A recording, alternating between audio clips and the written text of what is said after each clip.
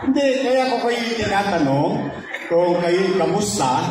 Kasi sa pag-ikot-ikot ko, ito po, sinasyaga ko po ito ha. Ito, lagi po ito, regular. Nakikipag-ugnayan ako sa taong bayan. Kinakamusta ko sila. Eh kung saan ako umiikot, Patay, Bingo, Caracross, Pool. Ito, Town Hall. Ang lagi sinasabi ng tao, bumalik ka na. Bumalik ka na. Bumalik ka na. Bumalik ka na. Bumalik ka na. Eh, ang tanong ko, bakit kayo naghahanap ng iba? Meron namang nakaupo.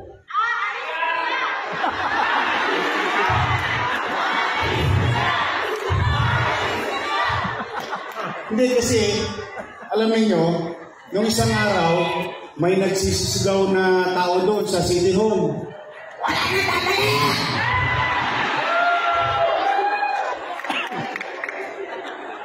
Hindi ko man naintindihan. Hindi totoo. O sige, ganito ha. Total, binigyan nyo kami ng panahon, ng oras. Kumain na ba kayo? Sino pa gutom? Taas ang kamay. Okay, mag-alala. Nilipas din yan.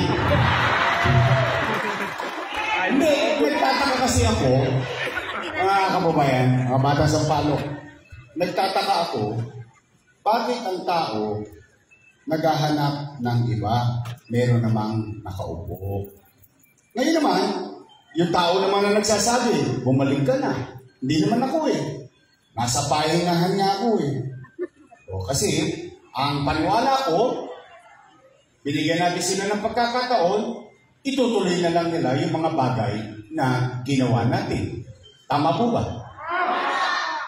O kaya lamang, bakit ba nila ipinagtatampo, ikinagagalit, nagkakandagalaiti yung lahat ng ugat, nakita ko eh. Hindi ko ba? Halimbawa naman, ilang buwan na lang, maghahalalan na. Hindi ba mas magandang mapakinggan ninyo sa mga kandidato katulad nitong mga to? Toys. Saan ka? Tingnan ninyo. Mapakinggan nyo sa kanila, anong gagawin nyo? Kung kayo'y first time pa lang. Kung ikaw na may galing sa upuan, anong nagawa mo? Tama ba? Yung dapat pakinggan ng tao. Ako naman, hindi sa tao. Taong bayan na nananaw. Kaya nga nung tinanong ako ano raw, wala na babalik. Bumalik. Ang sagot lang, kasi hindi ko naman masasagot taong bayan na magdidesisyon.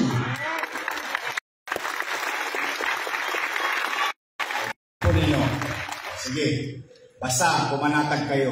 Hindi namin sasayangin ang araw na ito na uuwi kayo na mayroong puot, galit, o inis. Dahil maririnig ko sa amin o panira. Hindi po. Lagi ko silang pinagsasabihan. Magpakababang loob kayo. Sabihin nyo na lang kung anong plano nyo at ano pa ang gagawin nyo. O kaya wala kayong iuwing sama ng loob ngayong araw na ito. Magre-real talk lang tayo. Yan naman ang garanti ako bilang pasasalamat sa pagtugon ninyo sa pangalan natin. Una, ay ko na, bakit sila nagagaling? Samantalang nung araw, palakpak sila ng palakpak sa akin. Nung araw, apple of the eye nila akong lahat. Ngayon, para kaming naghiwalay na mag-shota. Huwag ka nang bumalik!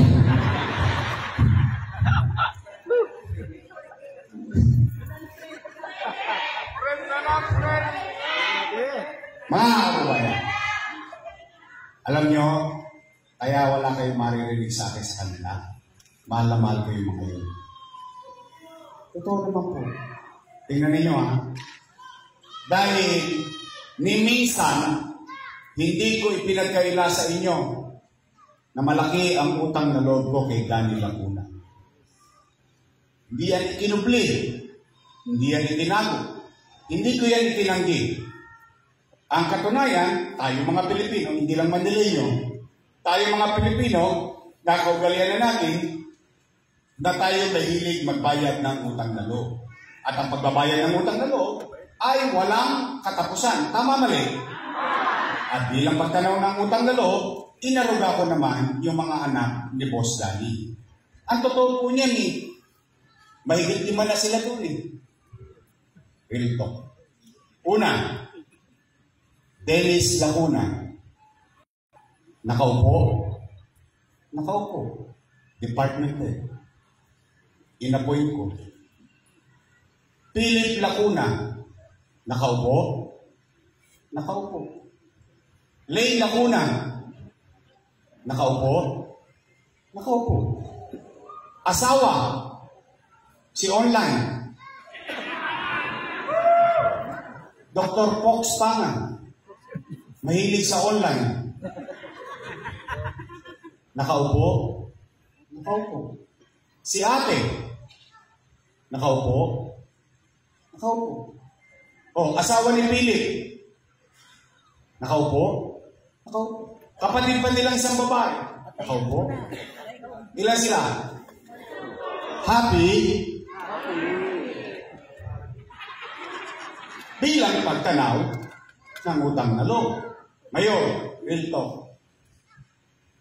Magpangalan kayo kahit isa lang na dumagoso sa sitio. Kahit isa lang. Wala kayong makikitang dumagoso sa sitio. Bakit? Isinantabi ko yung mga anak ko, inuna ko yung mga anak ni Boss Danny, Argail at Alacaan. Ngayon, kung yun ay kulang pa bilang pagbayad ng utang na loob, ako naman nakikisuyo. Baka pwede naman ako magbayad ng utang na loob sa ibang paraan naman. Dahil mayroon naman akong utang na loob sa taong bayan.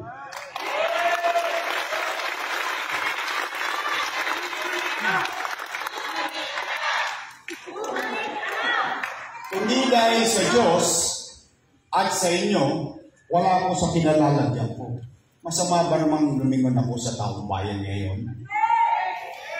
Nananawagan ng taong bayan kung kayo'y naging mabuti at episyente na naglingkod ng tapat sa taong bayan, wala kayong dapat ipangamba.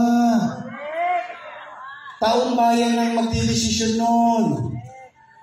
Wala namang monopolya ng pwesto